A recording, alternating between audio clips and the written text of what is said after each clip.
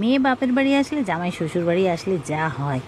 আমার বর এমন একটা মানুষ, নিজের বাড়িতে যেরকম বাজার করতে ভালোবাসে, ছোট মাছ খেতে ভালোবাসে, সেরকম শ্বশুর বাড়ি এসেও বাজার করে। এই নয় যে শ্বশুর বাড়ি এসেছি বলে জামাইয়ের মতো ঠাটে থাকবো আর খাবো, ওইটা না। আর আমিও তাই বসে থাকতে পারি না, আমিও বাপের বাড়ি আসলে আমিও কাজকর্ম করি। তো আমাদের মধ্যে এইসব ভাবনাগুলো নেই যে বাপের বাড়ি এসেছি, শ্বশুর বাড়ি এসেছি যে আরামে ঠাটে বসে খাবো।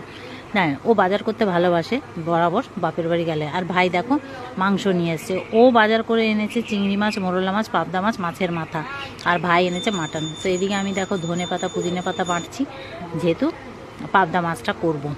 আর চিংড়ি মাছটা ভাপা করব সব মেখে সর্ষে বাটা দই দিয়ে।